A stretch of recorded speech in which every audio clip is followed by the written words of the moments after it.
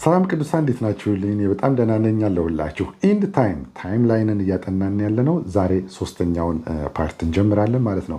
በክፍል 1 እና 2 ላይ ስለ ራፕቸር ነው ያየነው። 2 ክፍሎችን ሰጥተነው ስለ ራፕቸር፣ ያ ማለት ቤተክርስቲያንን መነጠቅን ወይም ደግሞ ራፕቸርን የሚቀድመው ምንም ነገር እንደሌለ ማለት ነው። መጽሐፍ ቅዱስ ላይ በደንብ አረጋግጠን እዚህኛው ቪዲዮ ላይ በደንብ ተምረናል ማለት ነው።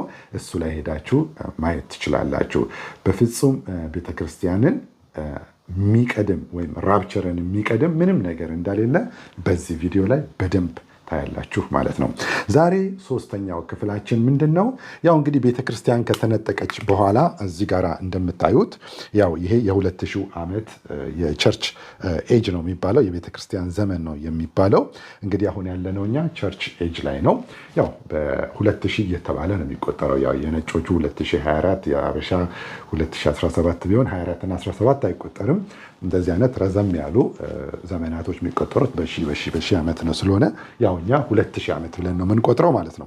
አሁን ላይ ቀጥሎ እንግዲህ ቤተክርስቲያን ቁጭ ብላ ምንድን ነው የምጠብቀው? በአሁን ሰዓት ራፕቸር ነው ማለት ነው። እና ምንም ከሱ የሚቀድም ነገር የለም። እዚህ ጋራ በአንደኛ ተሰሎንቄ ምዕራፍ 4:15 ላይ እንደዚህ ይላል፣ በጌታ ቃል የምንላችሁ ይህ ነውና እኛ ሕያዋን ሆነን ጌታ እስኪመጣ ድረስ የምንቀር ያንቀላፉትን አንቀድምም። በብሉይም ሆነ በአዲስ ኪዳን በክርስቶስ ሆነው ያንቀላፉት ወይም የሞቱትን እነሱን አንቀድምም። ጌታ ራሱ በትእዛዝ በመላእክትም አለቃ ድምፅ በእግዚአብሔር መለከት ከሰማይ ይወርዳልና በክርስቶስም የሞቱ አስቀድመው ይነሳሉ። ኦኬ። ከዚያም በኋላ እኛ ሕያዋን ሆነን የምንቀረው ጌታን በአየር ላይ ለመቀበር ከእነርሱ ጋር ከማጋር ከተነሱት ጋራ ከእነሱ ጋራ በደመና እንነጠቃለን፣ እንዲሁም ሁል ጊዜ ከጌታ ጋር እንሆናለን ይላል። እንግዲህ እዚህ ጋር ቤተክርስቲያን የምትጠብቀው ይህንን ራፕቸር ወይም ደግሞ መነጠቅን ነው ማለት ነው። በዚህ በክፍል 3 ላይ ግን የምናየው ስለ መነጠቅ፣ ስለ ቤተክርስቲያን ንጥቀት መጀመሪያ እንደሆነ በባለፉት ክፍሎች ላይ ተምረናል። አሁን እሱ ውስጥ አልገባም። የዛሬው ቶፒኬ ምንድን ነው? 7ኛው ሱባኤ ማለት ነው። ኦኬ። ይሄ የ7 ዓመቱ መከራ፣ የ7 ዓመቱ መከራ ሲባል ዝም ብሎ ወፍ ዘራሽ የሆነ ዝም ብሎ የ7 ዓመት መከራ የሚባል ሳይሆን 7ኛው ሱባኤ ነው የሚባለው። ዋት 7ኛው ሱባኤ? 7ኛ ሱባኤ ከሆነ 69 ከኋላ ያሉ አሉ ማለት ነው። ስለዚህ አጠቃላይ 7ኛውን ሱባኤ ነው የምናየው ማለት ነው። ስለዚህ 7ው ሱባኤ ራሱ ምን ማለት ነው፣ ከየትስ ጀመረ የሚለውን ነገር አሁን እሱን ወደ ማየት እንሄዳለን። እንግዲህ ነገሩ የጀመረው እንደዚህ ነው። የእስራኤልን ልጆች ለ70 ዓመት ለባቢሎን ምርኮ እግዚአብሔር አሳልፎ ይሰጣቸዋል ማለት ነው። በኤርምያስ ምዕራፍ 25 ከቁጥር 8 ጀምሮ እንደዚህ ይላል፣ ስለዚህ የሰራዊት ጌታ እግዚአብሔር እንዲህ ይላል፣ ቃሌን አልሰማችሁምና እነሆ ልኬ የሰሜኑን ወገኖች ሁሉ ባሪያዬንም የባቢሎንን ንጉሥ ናቡከደነፆርን እወስዳለሁ። በዚችም ምድር ላይ በሚቀመጡባት ሰዎች በዙሪያም ባሉ በእነዚህ አሕዛብ ሁሉ ላይ አመጣቸዋለሁ፣ ፈጽሜ ያጠፋቸዋለሁ። ለመደነቂያና ለማፍዋጫ ለዘላለምም ባድማ አድርጋቸዋለሁ። ከእነርሱም የእልልታ ድምፅና የደስታን ድምፅ፣ የወንድ ሙሽራን ድምፅና የሴት ሙሽራን ድምፅ፣ የወፍጮንም ድምፅ፣ የመብራትንም ብርሃን አስቀራለሁ። ይችንም ምድር ሁሉ ባድማና መደነቂያ ትሆናለች። እነዚህም አሕዛብ ለባቢሎን ንጉሥ 70 ዓመት ይገዛሉ ተብሎ በተነገረው ትንቢት መሰረት ለ70 ዓመት እስራኤል ወደ ባቢሎን ምርኮ ተወሰዱ ማለት ነው። ከዚህ በኋላ እንግዲህ ዳንኤል ምዕራፍ 9 ላይ ስለ 70ው ዓመት ሱባኤ ይነግረናል ማለት ነው። ዳንኤል ራሱ ያን ጊዜ የእስራኤል ሰዎች ወደ ባቢሎን ለምርኮ ሲወሰዱ አብሮ የተወሰደ ነው ማለት ነው። ኢንተለጀንት ሰው ነው። የተመረጡ ሰዎች ሁሉ ተወስደዋል። ምርጥ ሰዎችን መጀመሪያ ተወስደዋል ማለት ነው። ከነዛ ውስጥ እንግዲህ ዳንኤል አንዱ ነው። በዳንኤል ምዕራፍ 1 ቁጥር ከ1 ጀምሮ ላንብበው። የይሁዳ ንጉሥ ኢዮአቄም በነገሰ በ3ኛው ዓመት የባቢሎን ንጉሥ ናቡከደነፆር ወደ ኢየሩሳሌም መጥቶ ከበባት። ኦኬ፣ በቃ ትንቢቱ እየተፈጸመ ነው ማለት ነው። ኦኬ። ከዛም ጌታም የይሁዳን ንጉሥ ኢዮአቄምን በእግዚአብሔር ቤተ ዕቃ ላይ ከፍሎ በእጁ አሳልፎ ሰጠው፣ ለናቡከደነጾር ማለት ነው። እርሱም ወደ ናቡከደነጾር ምድር ወደ አምላኩ ቤት ወሰደው። ማንን? የቤተ መቅደሱን ዕቃዎች ማለት ነው። ናቡከደነጾር ወደ አምላኩ ቤት ወደ ናቡከደነጾር ወሰደው ይላል። ከዛስ ዕቃውንም ወደ አምላኩ ግምጃ ቤት አስገባው። ያው ጣዖታት ናቸው የነሱ አማልክት። የእግዚአብሔርን ቤተ መቅደስ ዕቃዎች በሙሉ ወስዶ ወደ አምላኩ ግምጃ ቤት አስገባው ይላል። ከዛስ እሱ ብቻ አላበቃም። አሁን ደግሞ ሰዎች ፈለገ ናቡከደነጾር ከእስራኤል ምርጥ ሰዎች። ኦኬ ነገር ቶሎ የሚገባቸው ይላል መጽሐፍ ቅዱስ። ኦኬ እናንብበው። ቁጥር 3 ላይ እንደዚህ ይላል፣ ንጉሡም ነውር የሌለባቸውና መልከ መልካሞቹን በጥበብ ሁሉ የሚያስተውሩ እውቀትም የሞላባቸውን ብልሃተኞችና አስተዋዮች የሆኑትን በንጉሡም ቤት መቆም የሚችሉትን ብላቴኖች ከእስራኤል ልጆች ከነገስታቱና ከመሳፍንቱ ዘር ያወጣ ዘንድ የከለዳውያንንም ትምህርት ቋንቋ ያስተምሯቸው ዘንድ ለጃንደረቦቹ አለቃ ለአስፋኔዝ ነገረ። ንጉሡም 3 ዓመት ያሳድጓቸው ዘንድ ከዚያም በኋላ በንጉሱ ፊት ይቆሙ ዘንድ ከንጉሱ መብል ከሚጠጣውም ጠጅ በየዕለቱ ድርጓቸውን አዘዘላቸው ይላል። ኦኬ እነዚህን ምርጥ ሰዎች ከእስራኤል ደግሞ ያው በአሁኑ ሰዓት ያው ምርጥ ያው እንደና አሜሪካ ማለት ነው። ኦኬ ኢንተለጀንት የሆኑ ሰዎችን እነዚህ ያደጉ ሀገራት ከየሀገራቱ እንደሚወስዱት ማለት ነው እንግዲህ እና ከዛ ውስጥ ዳንኤል አለበት ማለት ነው እና እሺ በእነርሱም መካከል ቁጥር 6 ላይ እንደዚህ ይላል፣ በእነርሱም መካከል ከይሁዳ ልጆች ዳንኤልና አናንያን ሚሳኤልና አዛሪያ ነበሩ። የጃንደረቦቹም አለቃ ስም አወጣላቸው። ዳንኤልን ብልጣሶር አለው፣ አናንያንም ሲድራቅ፣ ሚሳኤልንም ሚሳቅ፣ አዛሪያንም አብደናጎ ብሎ ጠራቸው ይላል።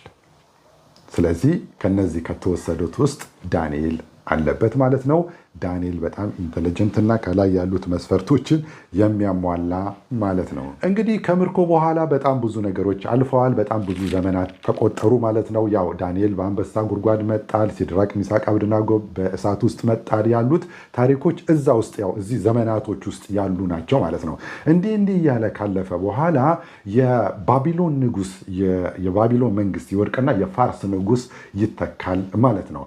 የዚህ ጊዜ ዳንኤል አንድ ነገር ትዝ አለው ማለት ነው።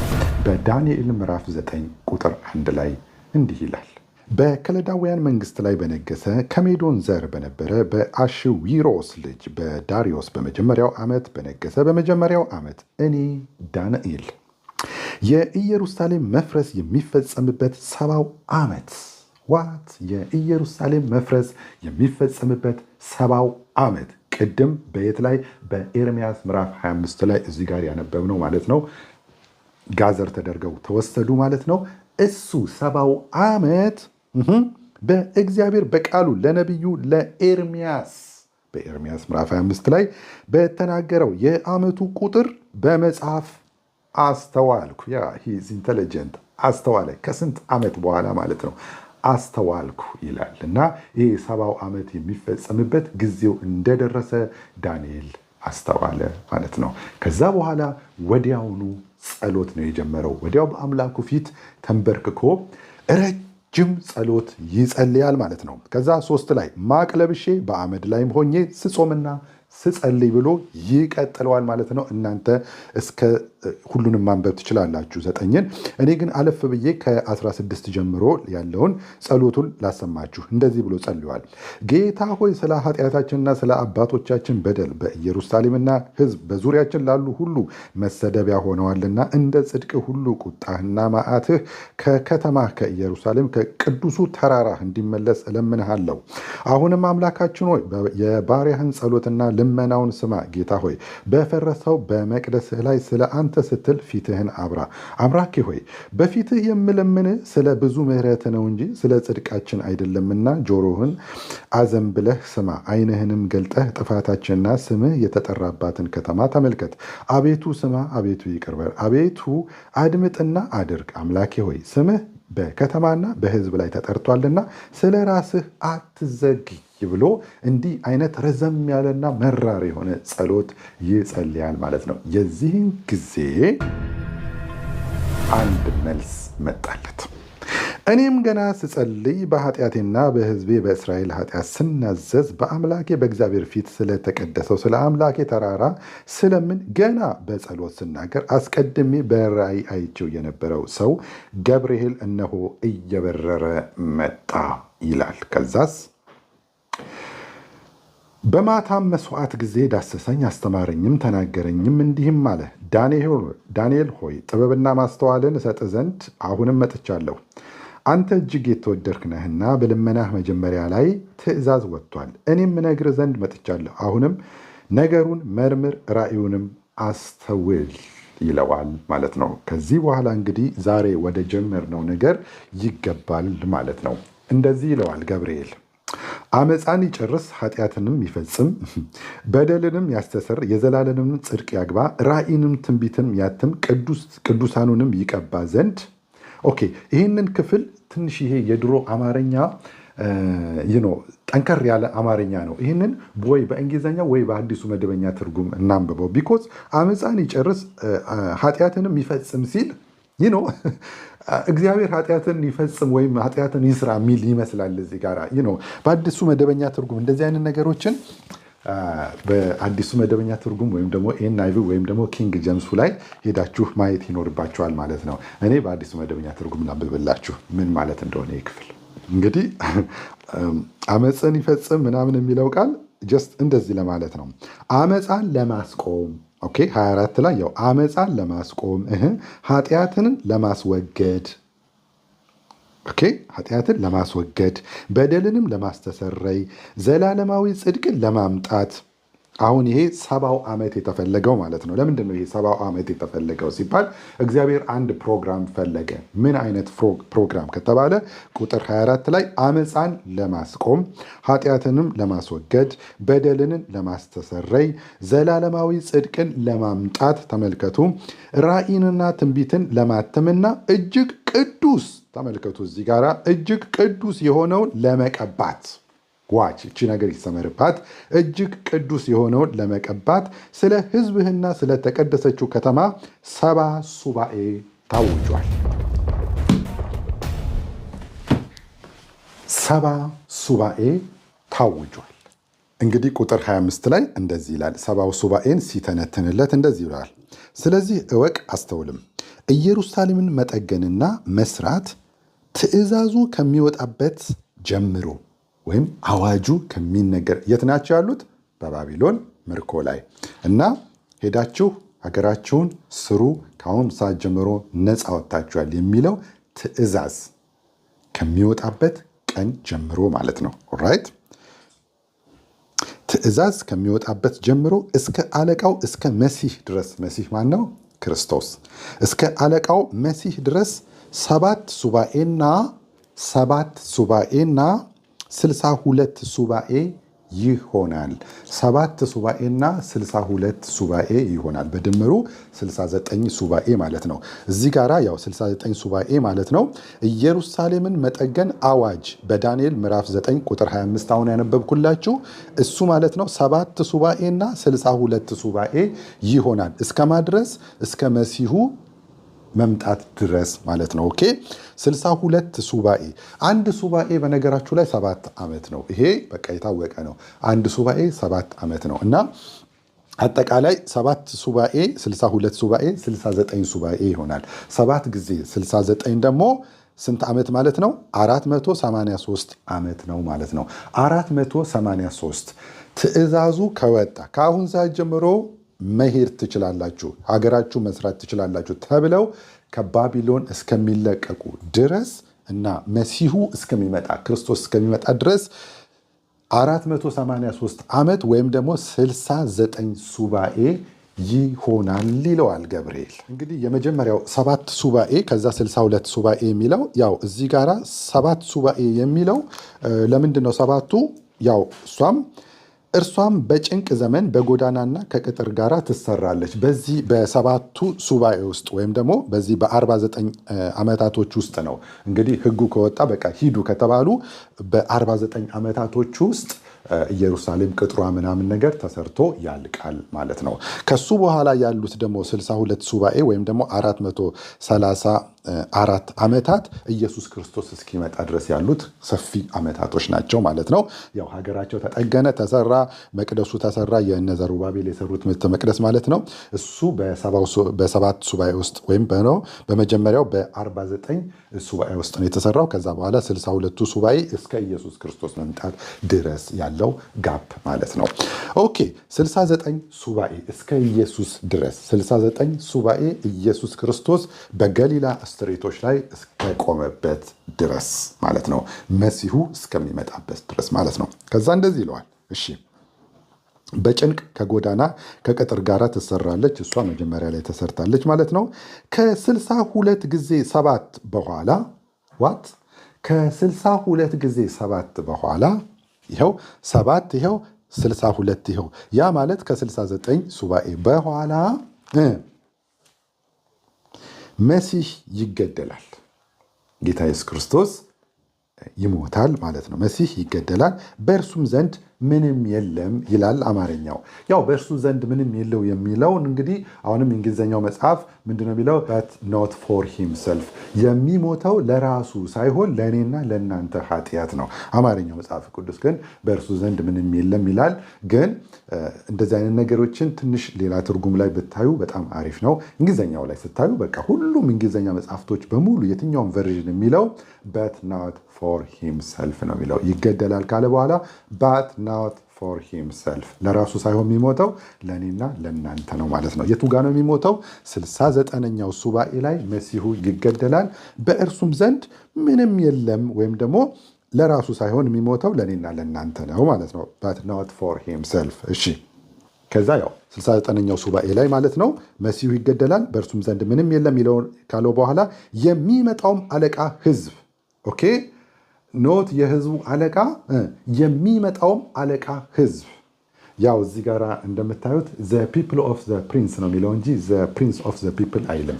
የሚመጣው አለቃ ህዝብ ያ ማለት ህዝቡ ነው እንጂ አለቃው ሳይሆን ህዝቡ ማለት ነው። ኦኬ የሚመጣው አለቃ ህዝቡ ማለት ነው። ህዝቡ የሚመጣው አለቃ ህዝብ ከተማይቱንና መቅደሱን ያጠፋሉ። ተመልከቱ፣ ከተማይቱንና መቅደሱን ያጠፋሉ። ፍጻሜውን በጎርፍ ይሆናል፣ እስከ መጨረሻው ድረስ ጦርነት ይሆናል፣ ጥፋትም ተቀጥሯል ይለዋል። እዚች ጋር እናቁም። እሺ የሚመጣው አለቃ ህዝብ ያ ህዝቡ ማን ነው? በ70 ዓመተ ምህረት ያው እዚህ ጋር እንደምታዩት ከክርስቶስ መገደል ወይም ከሞተ በኋላ በ70 ዓመተ ምህረት ኢየሩሳሌም እንደገና ፈርሳለች ማለት ነው። ህዝቡንና ከተማይቱን ምን ይላሉ? ያጠፋሉ። ህዝቡ የአለቃው ህዝብ ወይም ሮማውያኖች ማለት ነው። ሮም ናት። ያው በ70 ዓመተ ምህረት ህዝቡ ይመጣና እንዳለ ኢየሩሳሌምን ያው በምታዩት መልኩ ዲስማንትል ያደርጋታል ማለት ነው። መቅደሱም እሱ ጋራ ይፈርሳል ማለት ነው። ያው እዚሁ ጋራ ህዝቡንና ከተማይቱንና መቅደሱን ነው የሚለው። ኦኬ የሚመጣው አለቃ ህዝብ ከተማይቱንና መቅደሱን እንዳትረሱ። ከተማይቱንና መቅደሱን ምን ይላሉ? ያጠፋሉ። ከተማይቱንም መቅደሱንም ነው የሚያጠፉት። እንዳትረሱ። መቅደሱን የምልበት ምክንያት ስላለኝ ነው። መቅደሱንና ከተማይቱን ያጠፋሉ ይላል። ስንት ላይ? ቁጥር 26 ላይ። በጣም ይገርማቸዋል። ከዛ በኋላ ቤተክርስቲያን በክርስቶስ ጊዜ ተቋቋመች።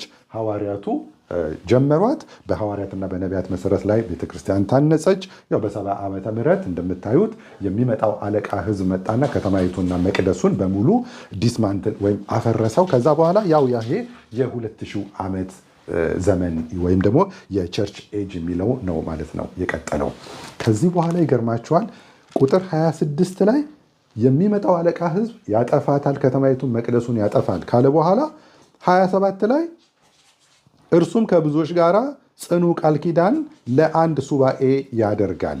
ኦኬ እዚህ ጋር ያለው ማለት ነው። ተመልከቱ። በቁጥር 26 እና በቁጥር 27 መካከል በዳንኤል ምዕራፍ 9 ቁጥር 26 እና ቁጥር 27 መካከል ገብርኤል ለዳንኤል የ2000 ዓመት የቸርች ሂስትሪ አልነገረውም። በቁጥር 26 እና በቁጥር 27 መካከል የ2000 ዓመት የቸርች ሂስትሪ ገባ ማለት ነው። ቢኮዝ እንዳትረሱ ከተማይቱና መቅደሱን ፈርሷል። መቅደሱ ፈርሷል። መቅደሱ ፈርሷል። ስንት ላይ? 70 ዓመተ ምህረት ላይ። እዚህ ጋር ግን ይመጣና እርሱም ከብዙዎች ጋር ጽኑ ቃል ኪዳን ያደርጋል። ልክ የቸርችን ታሪክ ከጨረሰ በኋላ ነው አሁን የሚያወራው። ቸርች የቸርችን ታሪክ አይነግረውም፣ እኛ ግን እናውቀዋለን። የቸርችን ታሪክ ከጨረሰ በኋላ ይሄኛው ሱባኤ ለአንድ ሱባኤ እዚህ ጋር 69 ሱባኤ ነበረ፣ 70 ሱባኤ ነው የተቀጠረው። የተረፈች አንድ ሱባኤ ነበረች፣ እሷም 7 ዓመት ትባላለች። ለአንድ ሱባኤ ማለት ነው። ለአንድ ሱባኤ ከብዙዎች ጋር ቃል ኪዳን ያደርጋል። በሱባኤውም እኩሌታ መስዋዕቱን ቁርባኑን ያስቀራል። ዋት በሱባኤውም እኩሌታ በዚህ በ7 ዓመቱ መከራ ወይም ደግሞ በአንዱ ሱባኤ እኩሌታ መካከል ላይ ወይም የመጀመሪያው 3 ዓመት ተኩል ላይ መስዋዕቱንና ቁርባኑን ያስቀራል። ኦኬ ቅድም እኮ መቅደሱ ፈርሷል። መስዋዕት መቅደስ ሳይኖር አይኖርም። ስለዚህ የትኛው መቅደስ ማለት ነው? ይሄኛው አሁን የሚሰራው የሰለሞን ቤተ መቅደስ ማለት ነው።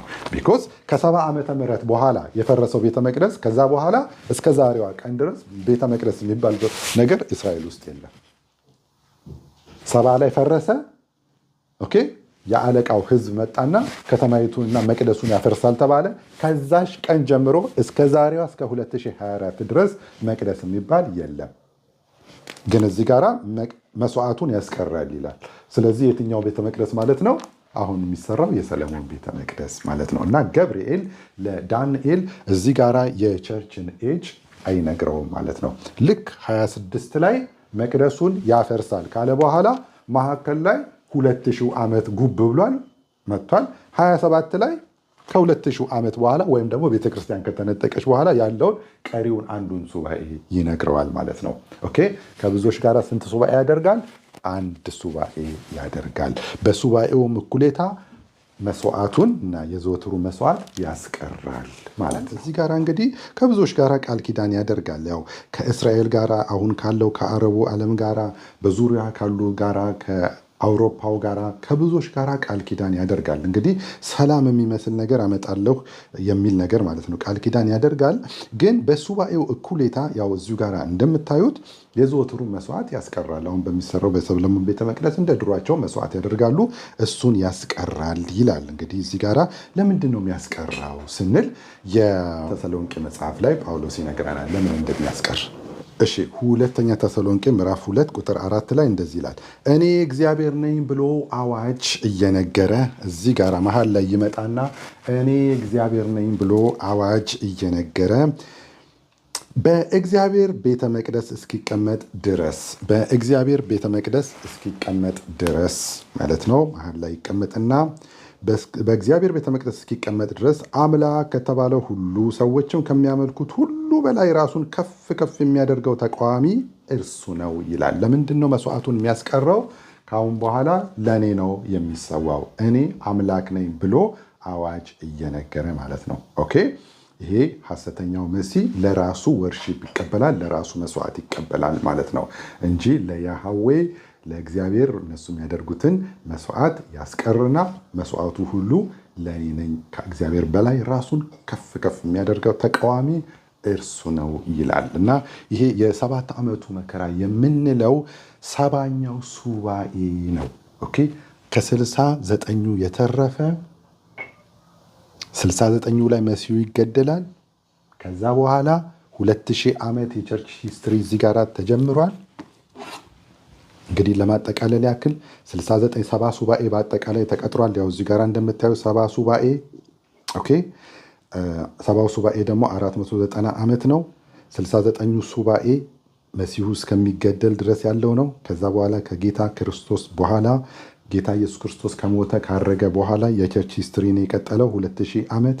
ከዛ በኋላ አሁን ቤተክርስቲያን የምንጠብቀው ምንድን ነው? ንጥቀት ነው። ከዛ በኋላ ዝች ጋራ የጎደለች አንድ 70ኛ ሱባኤ አለች። እሷ የ7 ዓመቱ መከራ የምትባል ናት። ኦኬ ያን የነበረው ሐሰተኛው መሲህ አሁን በሙላት የሚገለጥበት ማለት ነው። በራሱ ጊዜ እንዳይገለጥ በባለፈው ትምህርት ላይ ተምረናል። ማን ነው የሚከለክለው? መንፈስ ቅዱስ ነው የሚከለክለው ማለት ነው። ኦኬ ይሄ ክርስቶስ ራሱ በአፉ እስትንፋስ የሚያጠፋው ነው። ኦኬ ይህንን ሌላ የሚከለክለው ሰው የለም። አንድ ሰውዬ ምናለኝ መንፈስ ቅዱስ ነው የሚከለክለው ስንል መንፈስ ቅዱስ አይደለም የሚከለክለው አለ። ታዲያ ማን ነው የሚከለክለው ስለው የሆነ ሰውዬ ነው አለኝ። ያ ሰውዬ የታለ ስለው ያኔ የኖረ ነው በዚህ በተሰሎንቄ ሰዎች በሚኖሩበት ታይም አለ። ስለዚህ ያ ሰውዬ ታዲያ እስካሁን ድረስ ሞቷል ማለት ነው። መቼም 2000 ዓመት የሚኖር ሰው ስለሌለ ከሞተ ደግሞ ሐሰተኛው መሲህ መጥቷል ማለት ነው። ሐሰተኛው መሲህ ደግሞ ከመጣ መጽሐፉ የሚለን 1 ሱባኤ ወይም 7 ዓመት ብቻ ነው። ከ7 ዓመት በኋላ ደግሞ ክርስቶስ ነው ዳግመኛ የሚመጣው። ስለዚህ ክርስቶስ መጥቷል ማለት ነው እና በቃ ዝብርቅርቁ የወጣ ነገር ማለት ነው። ስለዚህ አንደኛ ይህንን የመሰለ ትልቅ አውሬ ራእይ ምዕራፍ 13 ላይ ሲናገር አውሬውን የሚመስል የለምና በዓለም ላይ ያሉ ትልልቅዬ መንግስታቶች ሁሉ ዓለም ሁሉ የሚከተለው ነው። እሳትን ከሰማይ የሚያወርድ ነው። ይህንን የመሰለ ትልቅ አውሬ ወይም ደግሞ ሐሰተኛውን ክርስቶስ አንድ ሰው ሊከለክለው አይችልም። የሚከለክለው መለኮት ነው። መከልከል ማለት ጀስት መከልከል ማለት ነው። ባለፈው እንዳየነው በራሱ ጊዜ እንዳይገለጥ ይላል። ያው እዚህ ጋራ ቁጥር 5 ላይ እንደዚህ ይላል፣ ገና ከእናንተ ጋር ሳለሁ ይህን እንዳልኳችሁ ትዝ አይላችሁምን? በገዛ ራሱ ጊዜ ይገለጥ ዘንድ የሚከለክለው አሁን ታውቃላችሁ። እንዳይገለጥ የሚከለክለው ሰው ሊከለክለው አይችልም። በራሱ ጊዜ እንዳይገለጥ አሁን እንዳይመጣ የሚከለክለው መንፈስ ቅዱስ ነው። መንፈስ ቅዱስ ግን ስፍራውን ሲለቅለት ከቤተ ክርስቲያን ጋር ማለት ነው። እዚህ አማርኛው ላይ እንግዲህ ከእናንተ ጋር ሳለሁ ትዝ አይላችሁምን? በገዛ ራሱ ጊዜ ይገለጥ ዘንድ የሚከለክለውን አሁን ታውቃላችሁ። የአመፅ ሚስጥር አሁን ይሰራል እና ብቻ ከመንገድ እስኪወገድ። አሁን ከመንገድ እስኪወገድ የሚለውን ነገር ነው ሰዎች የጨነቃቸው። መንፈስ ቅዱስ ከመንገድ እንዴት ይወገዳል ይባላል። ከመንገድ መወገድ ማለት እኮ ጀስት ቦታውን መልቀቅ ማለት ነው። በመጀመሪያ የሚከለክለው ራሱ እሱ ነው። በቃ አታልፍም ብሎ የሚከለክለው አውቶሪቲ ያለው መንፈስ ቅዱስ ነው። በራሱ ጊዜ እንዳይገለጥ የሚከለክለው እሱ ነው። ያው መንፈስ ቅዱስን ስናስብ ቤተክርስቲያን አብረን ነው የምናስበው። ቢኮዝ በእያንዳንዱ አማኝ ላይ ስለታተመ ማለት ነው መንፈስ ቅዱስን ስናስብ እና የሚከለክለው እሱ ነው። እግዚአብሔር ግን ይህንን ምድር መቅጣት ስለሚፈልግ ለአንድ ሱባኤ ወይም ለ7 ዓመት መቅጣት ስለሚፈልግ ከስር እናነበዋለን። ለምንድን ነው ይሄ 7 ዓመቱ መከራ የተፈለገው የሚለውን እናነበዋለን። መቅጣት ስለሚፈልግ መንፈስ ቅዱስ በራሱ ጊዜ እንዳይገለጥ ከለከለው። ራሱ መንፈስ ቅዱስ ደግሞ ሲፈልግ ወይም ደግሞ የአሕዛብ ሙላት ሲሞላ ቤተክርስቲያን ስትነጠቅ ራሱ መንፈስ ቅዱስ ደግሞ ስፍራውን ይለቅለታል። ወዴት እንዲገባ? ወደ 7 ዓመቱ መከራ እንዲጀምር ወይም ደግሞ ሐሰተኛው መሲህ እንዲገለጥ የከለከለው ራሱ ፈቀደለት ወይም አላው አደረገው እኮ ማለት ነው። ከመንገድ እስኪወገድ ማለት ባጭሩ አላው አደረገው ወይም ፈቀደለት ማለት እኮ ነው። የከለከለውም እሱ ነው፣ የሚፈቅድለትም እሱ ነው። ከመንገድ እስኪወገድ ማለት እሱ ነው። አስወገደው እኮ አይደለም የሚለው ሐሰተኛው መሲህ መንፈስ ቅዱስን አስወገደው ሳይሆን ከመንገድ እስኪወገድ ራሱ ፈቅዶ መንገዱን እስከሚለቅለት ድረስ ማለት ነው። መንፈስ ቅዱስ የሚል እዚህ ጋር የት አለ ይላሉ ብዙ ሰዎች። መንፈስ ቅዱስ እንዴት ተብሎ እዚህ ጋር ይጻፍላል? እና ማን ነው ይህንን የመሰለ ሐሰተኛው መሲህ ሊከለክለው የሚችለው ማን ነው?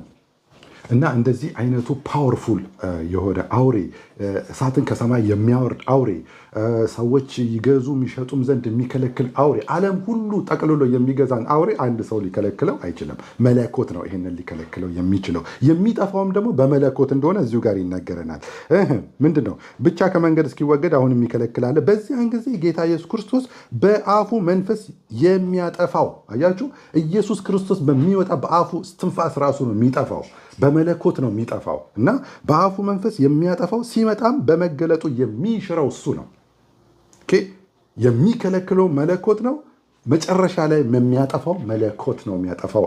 የሚከለክለውም የሚያጠፋው መለኮት እንጂ ይህንን የሰው ልጅ ወይም ደግሞ አንድ ግለሰብ ሊከለክለውም ሊያጠፋውም የሚችል አውሬ አይደለም ማለት ነው ጋይስ። መጽሐፍ ቅዱስ ለምን ይሄ 7 ዓመቱ መከራ እንደተፈለገ እዚሁ ጋር ይነግረናል። ለምን ተፈለገ ብለን ስንጠይቀው ለዚህ ፐርፐዝ ነው ይለናል። 10 ላይ እንደዚህ ይላል፣ ይድኑ ዘንድ የእውነትን ፍቅር ስላልተቀበሉ ለሚጠፉ የእርሱ መምጣት፣ የሐሰተኛው መሲህ መምጣት ይድኑ ዘንድ የእውነትን ፍቅር ስላልተቀበሉ። አሁን ወንጌል ሲነገራቸው አሳፈረ ይላሉ ለሚሳደቡ። በዚህ በ2000 ዓመት የጸጋ ዘመን ውስጥ ጸጋ ሲሰበክ ሕግ የሚሉ ክርስቶስ የፈጸመውን አልተፈጸመም የሚሉ የሰው ስራን የሚያስገቡ ወንጌል የማያምኑ ወይም ደግሞ የሚሸቃቀጡ ሕግንና ጸጋን አብረው አደባልቀው የሚሸቀጡ ወይም ደግሞ ከነጭራሹኑ መዳንን የማይቀበሉ ሰዎች መቀጣት፣ ይሄ ዓለም መቀጣት ስላለበት አመፀኛ ዓለም ስለሆነ ማለት ነው። የእውነትን ፍቅር ስላልተቀበሉ ለሚጠፉት የእርሱ መምጣት በተአምራት ሁሉና ዝም ብሎ አይደለም የሚመጣው። በተአምራት ሁሉና በምልክቶች ተመልከት አሁን የሚሰራውን በየሚዲያው ላይ ምልክት ተአምራት እየተባለ የሚነገረ ይሄ ሁሉ አሰራሩ ነው። አሰራሩ እላይ አለ ብሏል። የስህተት አሰራር አሁን አለ ብሏል። ዋናው ሲመጣም ከዚህ በጣም የከፋ በጣም በሚያስገርም አይነት ሁኔታ በጣም በምልክትና በሐሰተኛ አሰራር በሚገርም አይነት ሁኔታ ማለት ነው። ኦኬ በሐሰተኛ ድንቆች፣ በተአምራት፣ በምልክቶች፣ በሐሰተኛ ድንቆች በአመፅ መታለል ሁሉ እንደ ሰይጣን አሰራር ነው። በዚህ ሁሉ ምልክቶች ሰዎችን ሊያስት ይመጣል ማለት ነው። ስለዚህ ምክንያት በእውነት ያላመኑ ነገር ግን በአመፅ ደስ ይላቸው የነበሩ ሁሉ ፍርድን እንዲቀበሉ ያው ፐርፐዙ ለዚህ ነው። እዚህ ጋር ሐሰተኛው መሲህ የሚመጣው ወይም የ7 ዓመቱ መከራ አለው የተደረገው ሐሰተኛው መሲህ ቅድም የተከለከለው አሁን ግን ከመንገድ ፈቀቅ ያለለት ወይም ከመንገድ የተወገደለት ወደዚህ ምድር እንዲገባ የተፈቀደለት ፍርድን እንዲቀበሉ ነው። ሐሰትን ያምኑ ዘንድ እውነትን እመኑ ሲባሉ ነው አሻፈረኝ ካሉ እንግዲያውስ ሐሰትን ያምኑ ዘንድ እግዚአብሔር የስህተትን አሰራር ይልክባቸዋል። ታትሴት ፐርፐዙ ይሄ ነው ማለት ነው።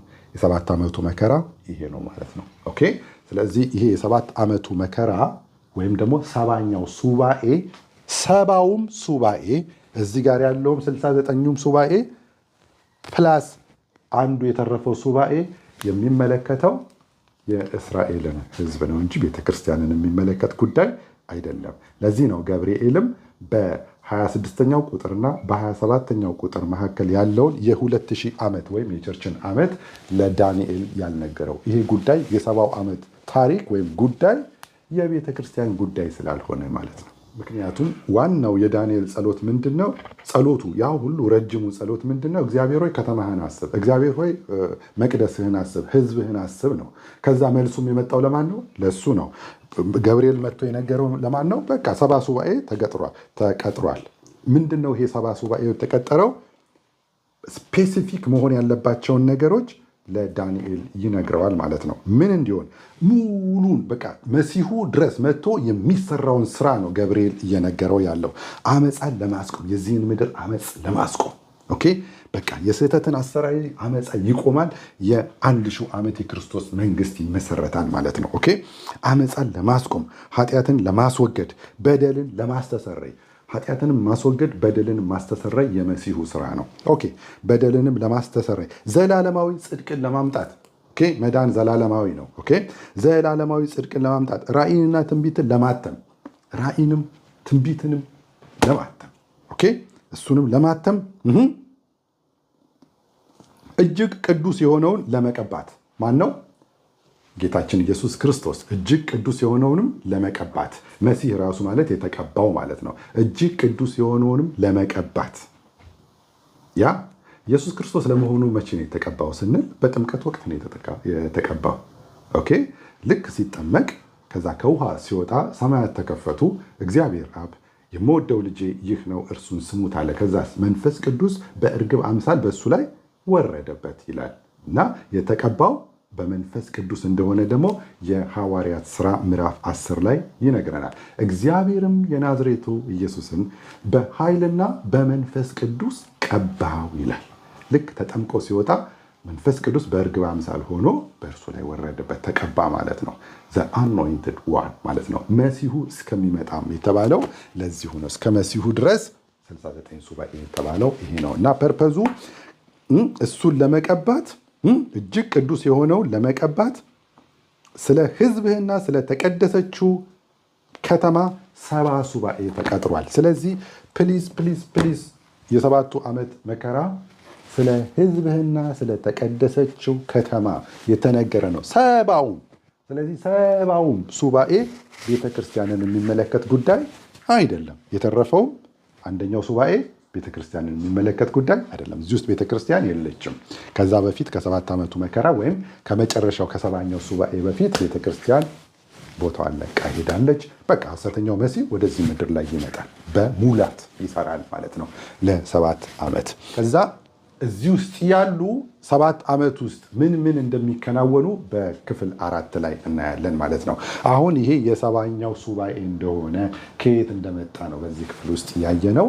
በዚህ ውስጥ የሚቀጥለው ክፍላችን ላይ ግን በዚህ በ7 ዓመት መከራ ውስጥ ምን ነገሮች እንዳሉ እስከዛው ድረስ እናንተ ያው በመጀመሪያዎቹ ራእይ ከ6 እስከ 9 ያሉትን 7ቱ ማህተሞች 7ቱ መለከቶችን አንብቡ። የመጀመሪያው 3 ዓመት ተኩል እሱ ነው።